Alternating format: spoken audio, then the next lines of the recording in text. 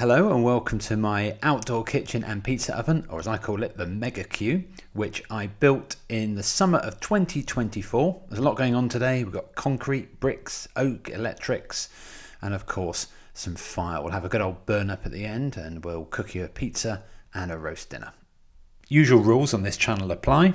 DIY skills, working on my own, completely made up design, all the cock-ups left in.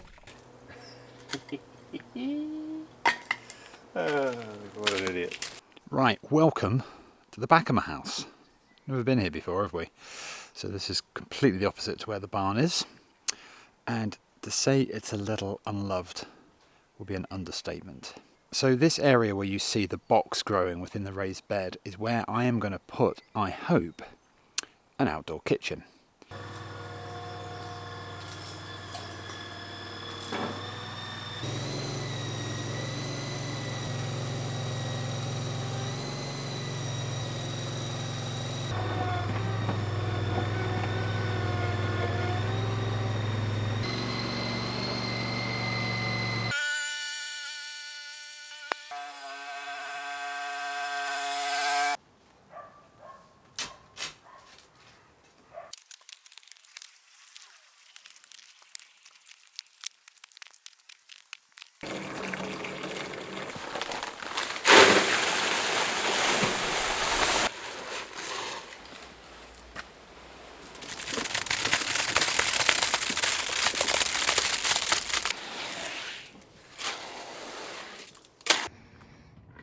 Okay, that's not bad.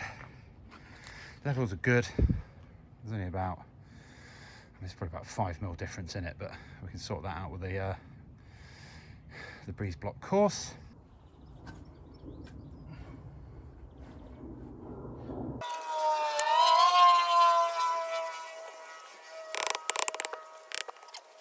I really regret buying these blocks. I thought because they were hollow in the middle, they wouldn't be too heavy. They are very heavy. These haven't been laid particularly well. You can see bottom right. Can I just say a little bit in my defence, as I had such a bad mortar last time, I couldn't really manipulate the position of the blocks and they're very heavy. So I'm looking to basically sort of normalise that out today.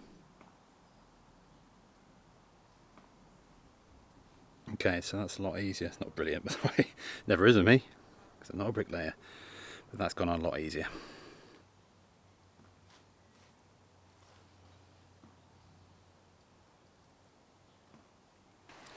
Right, so all the blocks are now in, and that is ready for the slab. I've also done the concrete on that side, and I've also just put a very thin layer of concrete in the middle.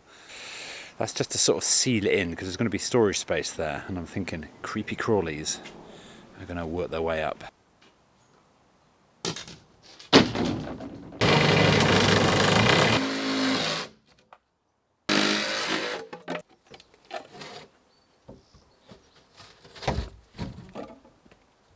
Okay, there's that. Well, what will be the bottom section of the slab. Now, the obvious thing is if I pour concrete in there, it's going to go inside those concrete blocks. So I'm going to attempt to fill those holes with something. So this is actually expanding foam. Looks like the bomb squad should get on it, because it looks like it's about to explode any minute. I've had it down on site for about a year and it's gone a bit rusty, but I think it works. Okay, appears to have some life in it, and it's blue. Ah, blue, yellow, pink. Whatever, man. Just keep bringing me that. It's not going to work. Actually, you know what? I'm going to use these bags, but these will probably do on their own.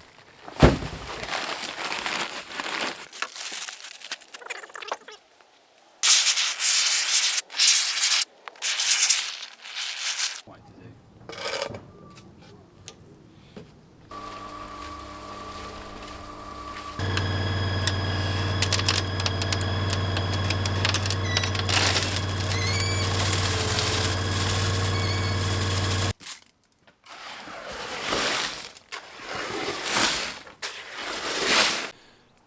Okay, so I have used, how many bags was it? It was 4 plus 4. I think I've used 18 bags and I'm exactly halfway. How do I know I'm halfway? Because for once I had the foresight to put some measurements in. I'm aiming for 120, so we look to be about 6 short of that. So I need another 18 bags to go in, and I currently have None. So I'm going to have to go and get some. Here we are at the builder's yard. It's a place I always quite enjoy coming to. It's got to be said, I am no stranger to abusing cars. Viewers of the channel will remember the Mini and the Timber. The old Mini's still going strong. You're right. Well, the thing about a convertible car is you can get quite a lot in them. Now, you might think I've got 20 bags of concrete at 20 kilos. The way I'm looking at it is a chubby man or woman weighs at least 100 kilos. So if I do like 4 lots of 5 piles of bags in the seats, should be fine. There you go. Always generates a bit of a comedy here at the yard when I do this. Anyway, let's see if we can make it home. Right, made it back. Just got to get all that up over there.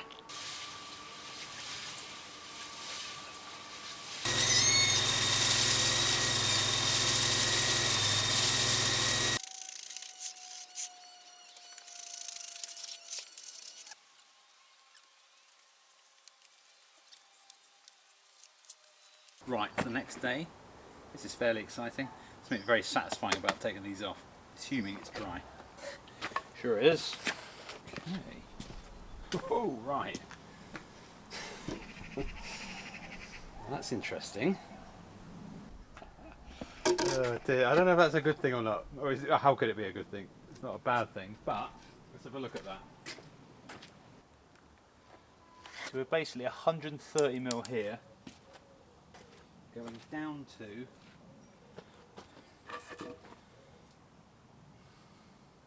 yeah, 110. That's fine. Oh, flying high upon the wings of love. Loving the knee pads. So I've just dry laid a few bricks to get a bit of a feel for what I want. I mean, I know roughly where I'm heading with it. So I'm going to have this sort of base here. I don't think I'm going to take that any further in. I think I might just plywood it inside. So what the design calls for is an arch here. Now, I am no stranger to making arches, and I made a considerably bigger arch for my barn.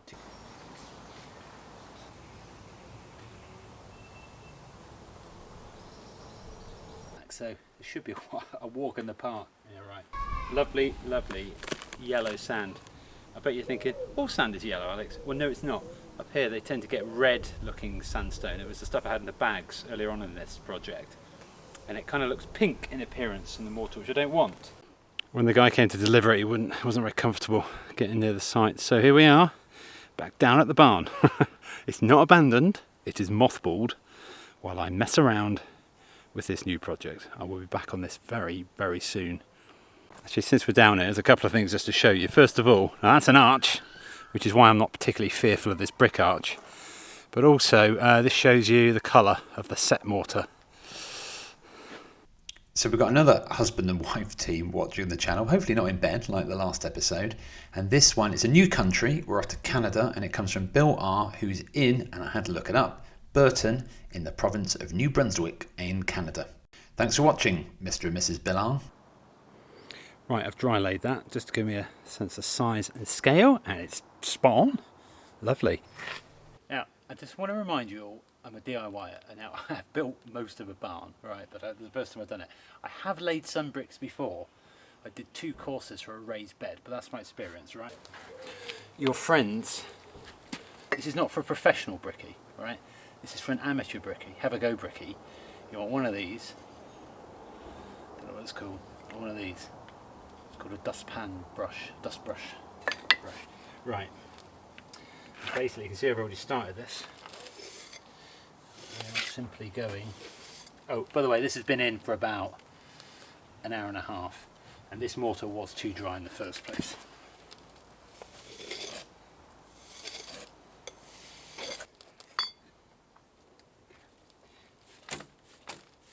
Nice and gently.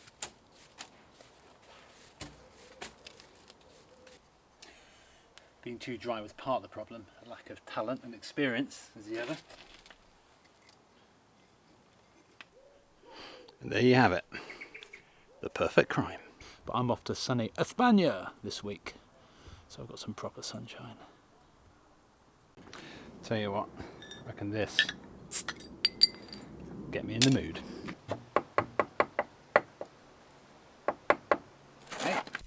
Okay, you're probably thinking, why are you not in Spain? Okay, I actually did have a few hours the next day. I was going early the next day afterwards. But the point is, I thought, I'll get this thing done and I can have it there ready, all set when I get back. Voila! Back from Spain.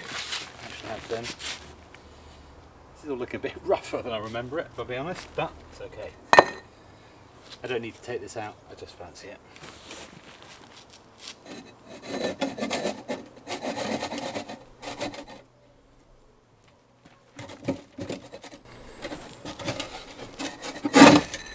Oh my god. Okay, that's not attached there.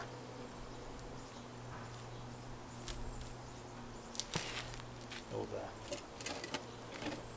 God. Okay. I am regretting that.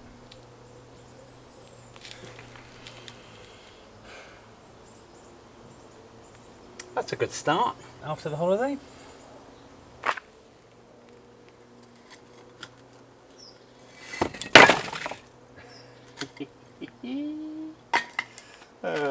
What an idiot. I have bought 2 of these. This is the smaller one. Not exactly flush, but anyway. Clean that wood as well.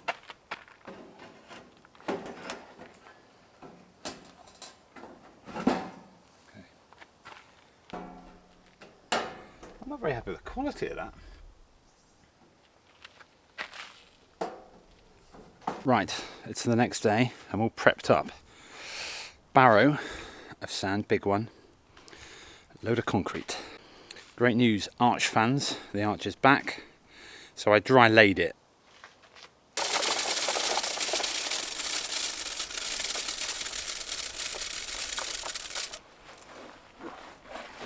Predictably heavy.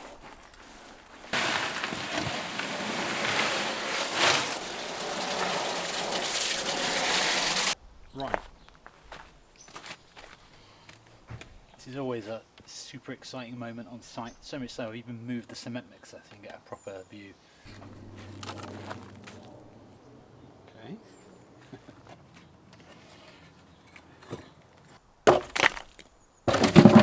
Oh, that came down beautifully.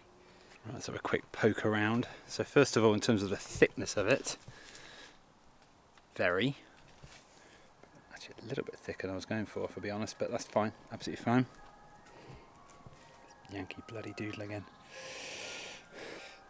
So I've got this edge, so I can put another course of brick on top of that.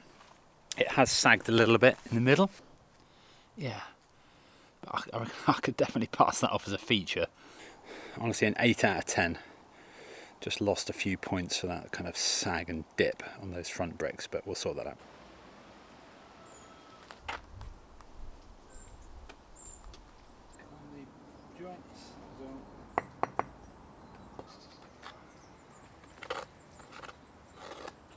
Well, as far as I'm concerned, I totally made the right decision. Putting that little notchy bit in there. Alright. That's my wood store and or dog kennel. It's not really a dog kennel. Right, here it is. This is basically phase 1 completed. So my satisfaction levels are at about a 9.5 out of 10. Definitely. It looks really straight. It looks really neat. I like the colour of the bricks. The mortar's good, stability all good.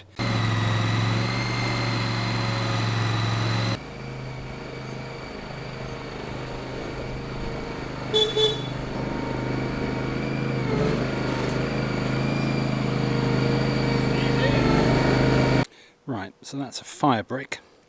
These are reclaimed fire bricks, which made them cheaper.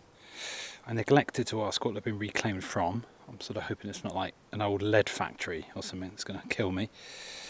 Well, the front of my house has just been like a procession of deliveries, be it bricks, Amazon stuff, various pallets and tools. But this is one here, it's come from Vitkas. And this is all the bits and pieces related to fireproofing. Let's get this one open. So left to right, we've got a fire blanket, which I'm going to put some insulation with. I've got those boards, which are going to be sitting on the slab on the base, and that's going to be for the fire pit as well. 6 tubs of oven cement, which is going to be designed to hold all the fire bricks together. and then 2 tubs of this adhesive which will sit underneath those boards in the middle. Right, quick downpour there. Sun's out again. Let's get cracking. Classic British weather. Huge big cloud bursts with blue sky in between. It's nice. I think sometimes it's better just to eyeball it rather than trying to get everything to fit around a design. Just get the thing laid out, have a feel about, you know, how high it's going to sit, whether this surface area is enough.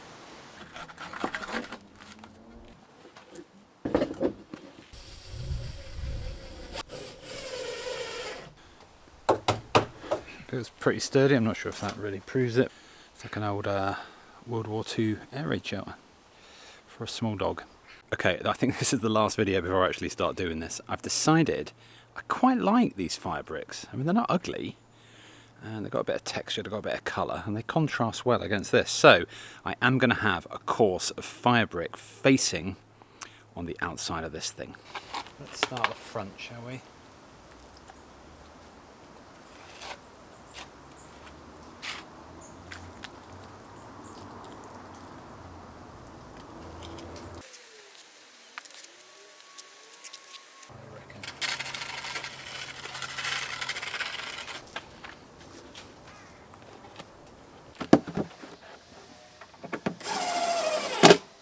Doing the base in this fibreboard, 25mm thick. I've already cut this up, so I don't want to bash it. I need to stick this down. I don't see why I can't just do this with a mortar, but I did buy quite a lot of adhesive. I assume this is not ready mixed either. Just thought it would be. So I'm going to give it a go.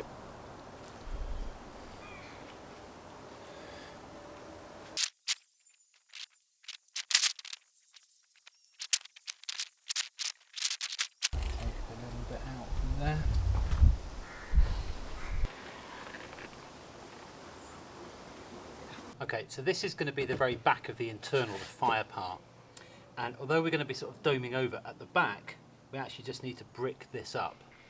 So what I'm going to do is I'm going to dry lay a course now, and that'll tell me the bricks I have to cut to basically match up to this line here. Okay, so I've built up a little mini brick wall on the back of this.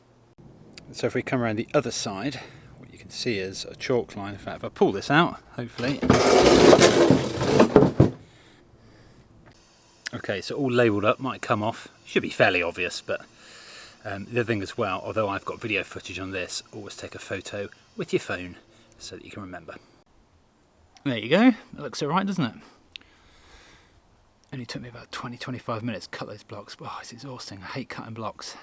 So there is big jigsaw. That's going to be the back section of the dome, which is what I'm actually going to lay first.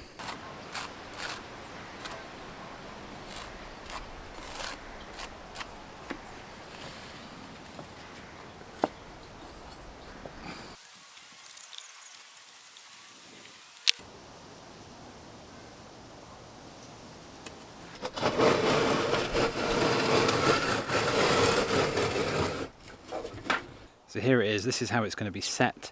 I am going to do a mortar joint at the bottom. Right, I'm going to start cutting these blocks up. So this is the last time they're going to be in situ. So I have numbered them. As I always say, take a photo on your phone. 7. 13. Yeah, spot on. Absolutely spot on. Just right. Got a chimney. If I'm ever asked to help select a pope, I can now help out. I think this is too long.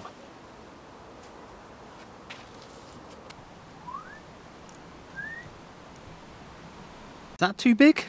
Too tall, I mean? I don't know. If I were to trim it, which I don't know is going to be easy at all, I wouldn't do much. Do you know, I think I'm going to stick with it. I think these chimney people know what they're doing. This chimney, it's not set yet, that stuff, it's drying, but I can easily get it out. It's too far back because I've got to get a course of fire bricks in behind it, which I could squeeze in there. And then I've got to get like the facing bricks, and then I've got to render around the front. Look, there's not enough room at the back. I also instinctively, I was doing it thinking, Surely that chimney's a bit near the chamber. You want it a bit further forward, don't you? So anyway, good to discover that now while it's not set. Okay. God, it is tall, isn't it? Anyway, it does actually look quite good, I'm sure of it. So there it is, you can see it's just sitting that little bit further forward. This little tool could actually come in useful now. I'm going to joint it in, like so.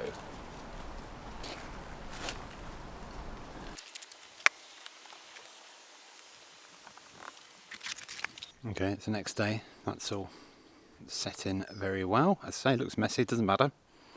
It's not the point. Okay then, that's done. What do you think? I'll tell you what I think. I'm giving myself a 9 out of 10 for structure. Not on any particularly scientific basis. I just think it's alright. And I'm giving myself 1 out of 10 for aesthetics because it's diabolical. But I don't care because... Oh, by the way, the 1 out of 10 I get is for not getting any mortar on the facing fire bricks at the front. I don't need to explain what insulation is, but apparently if you really get it right on these things, the thing will just continue to stay hot for absolutely ages.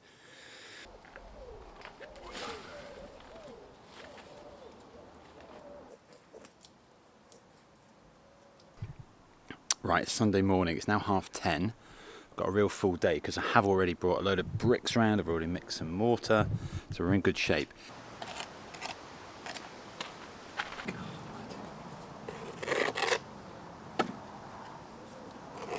Okay, quick update. I'm not filming all of this work. You've seen me laying blocks many times. So it looks a bit messy, but I'm confident that this is all going to point up nicely.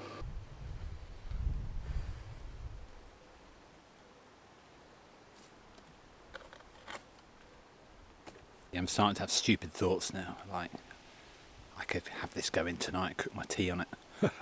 I'm desperate to get this going. I have just noticed something. I wonder if this will work on the camera. Let's go in. Okay. Oh, look at that. See, the camera's done a surprisingly good job. There's a gap. You see a little gap at the back? I mean, it's going to be covered in insulation, but I am just going to go and use the fire brick. Use the fire cement to fill that in. Right, so these are these bricks. They might be called engineering bricks. I don't know. They're cheap. They're a bit nasty, frankly, but they're going to be rendered over, something I've never done before. I don't know if these grooves are meant for render. They look like they are, and that's what I'm going to use them for. Gives it a bit of a key. Well, here we go. I am absolutely knackered. It's the end of the day. It's a real full Sunday gone in. So I've done this whole front area, including getting the pointing done, more or less. I think that looks really good. Ta-da! God. Oh, I tell you, I've done some bonkers stuff in my time, but that's on a new level. It's not very level at the top. Remember, this is all going to be rendered, this main bit. So these nice, I'll put an arrow on the screen, so these nice feature bricks will all be shown. I've never rendered anything before, just want to be clear about that, but I'm planning to render that back bit. So I think that's going to be an off-white or cream when it's done. I did end up doing a really decent shift. I'm glad I did, but I don't feel tired now. So I'm just going to let that settle. I'm going to go for a bath. And when I come out, you know what? I'm going to do it. Don't do it, Alex. No, I'm going to do it. I'm going to take that first bit of plywood out there. And I'm going to burn the rest out because I just can't wait to do it.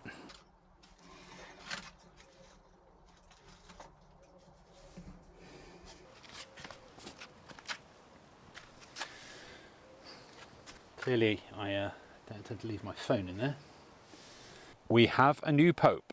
Right, a two camera setup. By the way, my camera's not on fire. God, the iPhone makes it look like really light. It's not.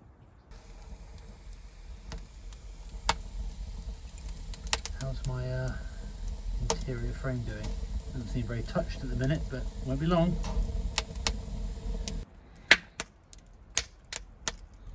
Lovely. Not a great surprise, but the old 2x4. This is significant, by the way, because there is a tiny chance that that wooden frame is still supporting all the weight of the chamber. I don't believe it is, but when that goes, it could all collapse. I really hope not. Of course, although there's smoke coming out the front, there's a reason why there's a huge amount of smoke, and that is, of course, because look at that. The plywood at the top is now starting to take. So there's way more material, and this plywood, the 2x4, is obviously very smoky. God, look at it. Proper furnace. I don't know if I've got smoke coming out, I've got bloody flames coming out. Is that a good thing? Oh, and actually, you know what? You can really hear it now. Look, do you know what? It's working, because look underneath. You can see it.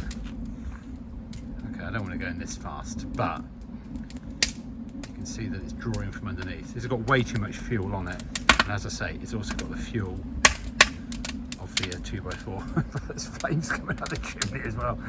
Okay, move the camera. Jesus. Do you get the impression all is not going according to plan? Have I singed my microphone? No, I haven't. Okay, well, the lovely colourful bricks haven't lasted long, but that's fine. I don't care. That's what a pizza oven should look like, isn't it? I know this will burn, but I'm curious to know what happened. Actually, this bit was quite useful, and it leads into the next video. We're going to think about a door again to get the draw of the air going properly. This is quite nice, a real contrast to the dark, cold, wet evening. So there is still a bit of wood up the top. It's that last bit of 2x4.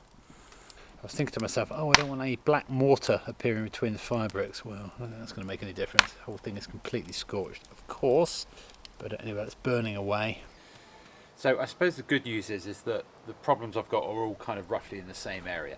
So first of all, whenever I leave this open, the heat just pours out. No good.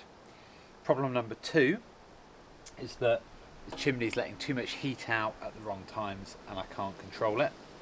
And problem number 3 is that this open area here doesn't have any sort of lip, so the smoke that comes out of here will go up the chimney there, but as you can see, it also comes at the front as well. Not as badly as this was just because of the amount of stuff I was burning.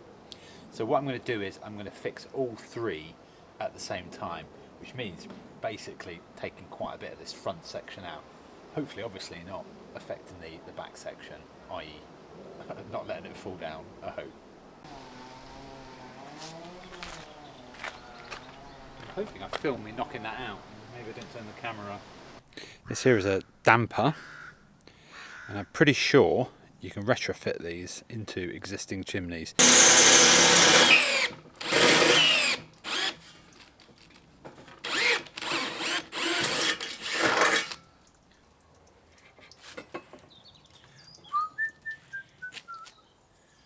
Nice noise. Right, I see we can go either way, up or down.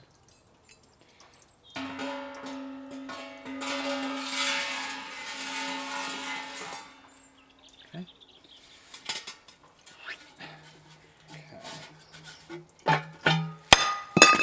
Jesus Christ. Okay.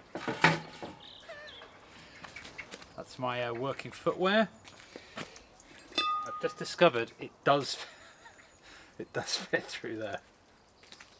Oh, yeah.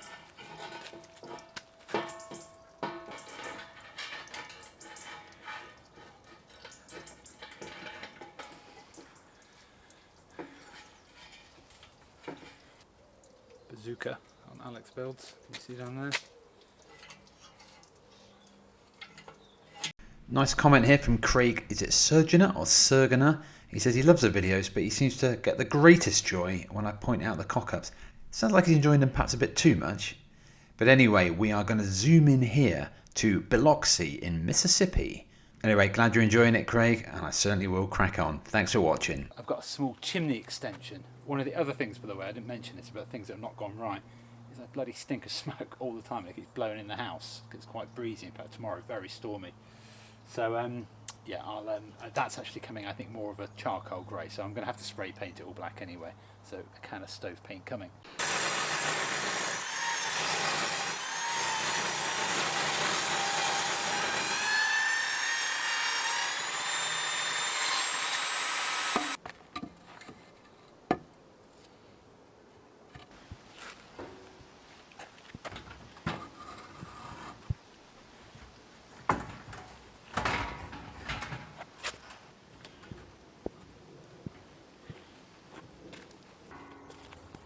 Now the one thing I'm not happy about with these frankly pretty expensive doors from Viva, well, I've been to the help desk engineers several times and they basically came back at the end and said, no, we can't fix it, you can have a £25 refund, which I accepted because I just couldn't be bothered, but I mean, pretty poor. Bloody rain again.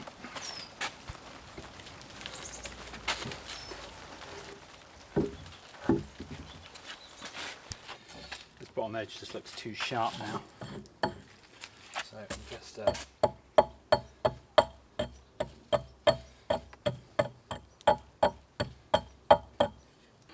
okay, so I'm not doing the electrics yet, but this little junction box in here is where there is a supply coming from the house, somewhere over there.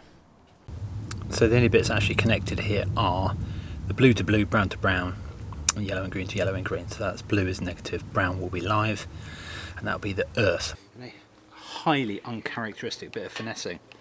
I've got this really nice lighting, it's like in a little strip, and I need to create a little channel. This is the underside of this piece.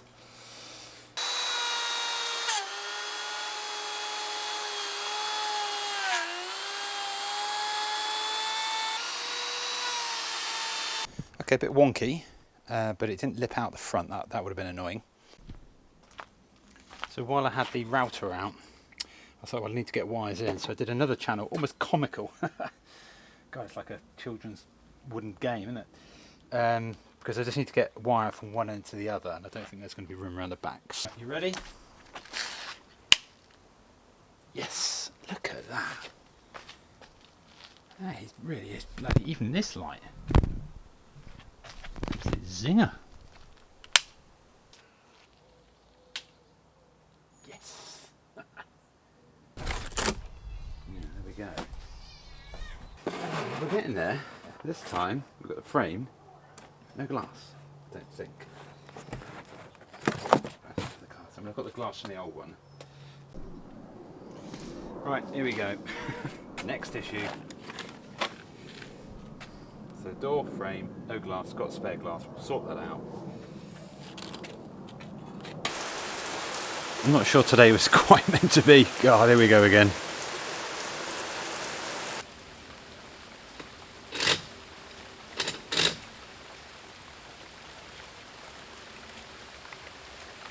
Okay, so we've got to finally get these doors fitted. We've got woodwork, we've got the rest of the brickwork, we've got rendering, we've got electrics. I've got a weekend pretty much free. We're in September now. Come on, we're on the home straight. Let's get this thing done. Comes that problem in a minute. Good, actually.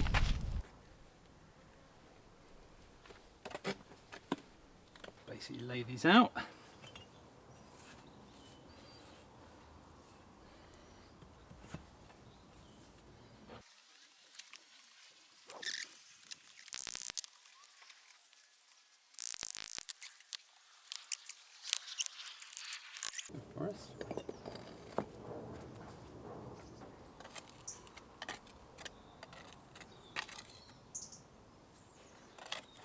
Sieving this stuff, but anyway.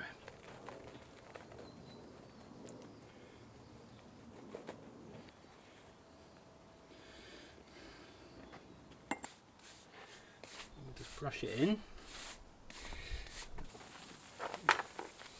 Look, it gives the bricks a bit of a clean as well. Right, this really is happening. It's render day because we've got both the material, and by that I mean plastering sand, some sort of sand I've got anyway, and the weather. Whew. This is what I've actually been given, is wash building sand. They assure me it's the same thing. Alright. Use one of my cutouts.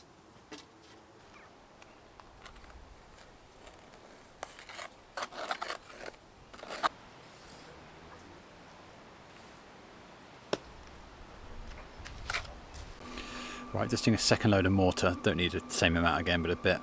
Very difficult to judge. I mean, a massive Swiss roll. It's nice, looks okay. But, you know, the way to judge it is what it will look like after this. This is a scratch coat. And also if it cracks or stays on, I can't judge that.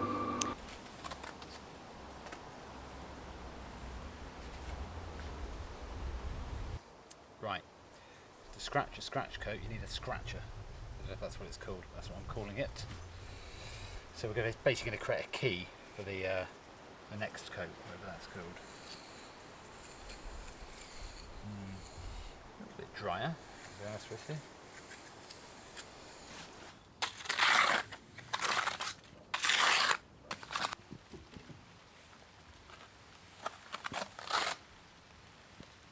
Right, am I getting away with this? I don't know. I mean, I'm not saying that's done, nowhere near done. Anyway, I'm going to do the other side and get up on top and then think about how I can finish it off. I think it's a bit like when I do the mortar between the bricks.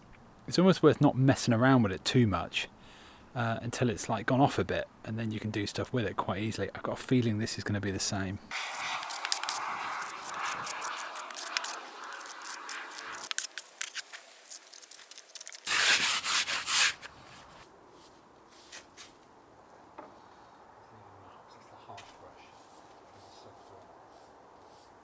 Right, that's done. Now, if I had paid a builder to render my house like this, I'd probably be calling trading standards. But for a dome type thing on a rustic style oven, I'm very pleased with that. Well, can you believe it? We've actually finished a project on Alex Builds. Really, really pleased with it. I thought the paint on the render came out really well, probably a little bit forgiving, if I'll be honest with you. The brickwork's super sharp, and I'm so pleased that I put the oak on. Also, I'm really pleased with the detail around the lighting. And here you see it here, not in nighttime mode, but a little bit dusky. That came up really, really well. Now, my vibe's a little bit more roast dinners, but I thought I need to show you a pizza on it. So there's a bit of evidence. Here I am mixing my own pizza dough. And then here we see a garlic bread and a pizza, which I made from it for myself and the kids, one each. And it was lovely. But for a proper finale, let's cook you a proper English roast dinner. Okay, I never have the energy when I'm cooking to film, but I'm going to put this piece of beef in, and I've got some stock and vegetables. God, this is not a cooking bloody channel, I know. So that's how I normally cook roast beef. It's only a small piece. Got a cauliflower cheese, just needs heating for later. I've got the batter for the Yorkshire puddings. What I do want to show is that I've got the oven super hot, still flaming, and I put the fat vegetable oil for the potatoes up the top, and within seconds it was like crackling and spitting. It's way too hot. That's the pizza shelf. So I got it out, put the potatoes in, and so those are cooking away in there at the lowest sort of section and doing very nicely. I have to say I really like this shelf thing, because sometimes it's going too fast, too slow. It's getting a bit slow there. So you just whack it up the top and then bring it down. So you've got super hot temperature up there. And by the way, there's a pan if you can just see. You've got medium temperature in the middle where the thermometer is. And you've got not so big temperature at the front. This is good. This is a good tactic. I almost forgot to do my meter probe. Just stick this right in the middle. Definitely going to be required with such a sort of random oven. That's in there. Okay, so we're looking good. This is the beef. It's got a way to go. I've got to tell you, it's just so hot in there. I mean, it's saying ambient 216, but it's top shelf. I actually just don't think this thing is entirely right. Not because it's wrong. I just don't think it's taking the effect of like the radiant heat. By the way, the eagle-eyed amongst you will notice that the oven door's not fitted. This was when I was using the oven, even though I hadn't finished everything, but I just thought the footage of this meal was a bit better than some of the other ones I did later on. So that's why you're looking at it. 1, 2, 3.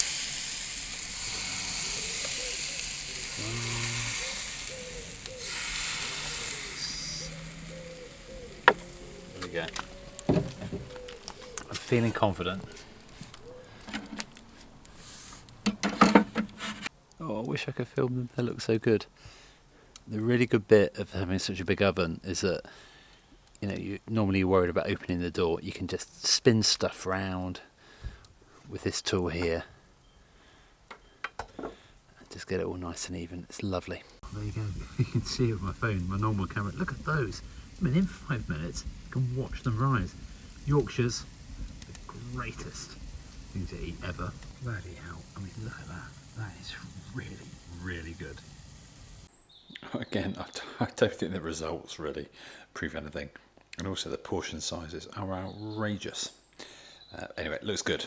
That's what you need to know. Right, well, that's a wrap for the Mega Q. Thanks so much for watching. Hope you enjoyed it. And as I've mentioned, I'm still very much in the teeth of building this enormous vintage barn, and the next episode is coming in a few weeks' time. So I hope you'll join me for that. In the meantime, if you could give the video a like or even subscribe, I'd really appreciate it.